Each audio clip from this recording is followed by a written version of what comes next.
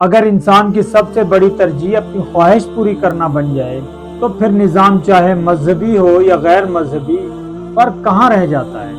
اور یہی خواہش کچھ کو نظام کا حصہ اور کچھ کو نظام کا محافظ بنا دیتی ہے۔ پچھلی ویڈیوز میں ہم نے 3 کردار دیکھے، صرف خواہش و عقل، خواہش و جذبات، مزہ چسکا۔ اب ایک اہم فرق کو سمجھنا بہت ضروری ہے۔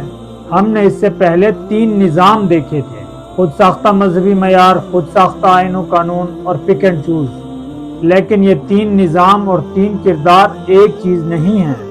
پہلے 3 فکری نظام انحراف کے راستے ہیں۔ انبیاء علیہم السلام انسان کو ایک ہدایت یافتہ طریقہ دے کر گئے، لیکن جب اس طریقے سے انحراف ہوا تو انسان نے اپنی مرضی، اپنی ترجیحات اور اپنا معیار شامل کرنا شروع کیا۔ یوں خود ساختہ مذہبی معیار بنا، خود ساختہ آئین و قانون بنے۔ مذہب اور اپنی خواہش اور اپنی پسند کو ملا کر پک اینڈ چوز کا راستہ پیدا ہوا۔ یعنی یہ سب اصل ہدایت سے انحراف کے بعد بننے والے فکری راستے ہیں۔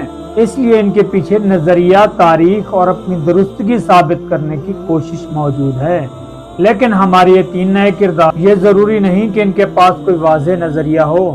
یہ دراصل انسان کی ابتدائی فیصلہ سازی کی کیفیات ہیں، یعنی ڈیفالٹ سیٹنگ۔ انسان کے اندر خواہش ہے تو یہ خواہش کے مطابق فیصلہ کر سکتا ہے، عقل لگا کر بھی فیصلہ کر سکتا ہے اور مزے اور چسکے کے پیچھے بھی جا سکتا ہے۔ اور یہی کیفیات بعد میں مختلف نظاموں میں بھی داخل ہو جاتی ہیں۔ ان کے سامنے بنیادی سوال ہوتا ہے، مجھے کیا چاہیے؟ اس لیے ایک شخص مذہبی نظر آ سکتا ہے مگر اس کے اندر خواہش غالب ہو سکتی ہے۔ دوسرا غیر مذہبی نظر آ سکتا ہے مگر اس کی عقل مسلسل خواہش کے لیے کام کر رہی ہو۔ تیسرا مہذب نظر آ سکتا ہے مگر اس کی زندگی کا مقصد مزہ اور چسکا ہو سکتا ہے۔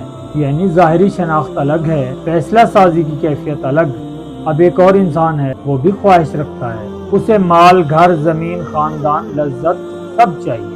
لیکن فرق یہ ہے کہ وہ اپنی خواہش کو معیار نہیں بناتا۔ وہ کہتا ہے مجھے مال چاہیے مگر کسی کا حق مار کر نہیں، مجھے زمین چاہیے مگر ظلم کے ساتھ نہیں، مجھے لذت چاہیے مگر ہر لذت میرے لیے جائز نہیں۔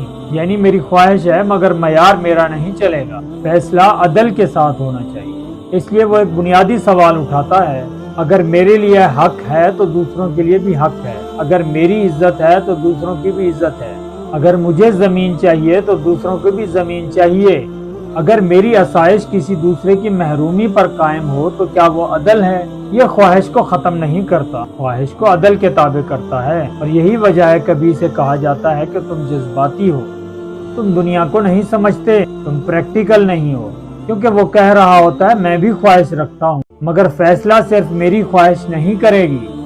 اب یہاں اصل بات سامنے آتی ہے، پرانے 3 فکری نظام بھی اسی انسانی خواہش کو مقدم رکھنے کی وجہ سے انحراف کی طرف گئے، اور یہ 3 نئے کردار تو براہ راست اپنی خواہش کو ظاہر کرتے ہیں۔ کوئی کہتا ہے مذہب وغیرہ بڑوں کا کام، ہم تو بس اپنی زندگی گزار رہے ہیں۔ کوئی خواہش کے لیے عقل استعمال کرتا، کوئی مزے چسکے کے پیچھے۔ ظاہری انداز الگ ہیں مگر ایک ترجیح مشترک ہے، میری خواہش پوری ہونی چاہیے۔ اور ہدایت یافتہ نیچرل خواہش والا انسان بھی نے یہی فرق سمجھاتا ہے، خواہش ختم نہیں کرنی، اسے حق اور عدل کے تابع کرنا ہے۔ لیکن بہت سے لوگ اپنی اپنی خواہش، لالچ اور فائدے کے ساتھ اسی ماحول میں چلتے رہیں تو ان میں سے زیادہ چالاک اور موقع شناس لوگ انہی خواہشوں کو استعمال کرنا شروع کر دیتے ہیں۔ وہ طاقت اور وسائل جمع کرتے ہیں، پھر انہی خواہشوں کو استعمال کر کے نظام کو مضبوط کرتے ہیں۔ یوں کچھ لوگ صرف نظام کے اندر اپنے فائدے کے لیے چل رہے ہوتے ہیں اور کچھ لوگ اس نظام کے محافظ بن جاتے ہیں۔ اب سوال یہ ہے، جو شخص طاقت اور وسائل حاصل کر کے نظام کا محافظ بن گیا، وہ وہاں تک پہنچا کیسے؟ اور وہ دوسروں کی خواہشوں کو اپنے نظام کی طاقت کیسے بنا لیتا ہے؟ یہی ہماری اگلی قسط کا اصل سوال ہے۔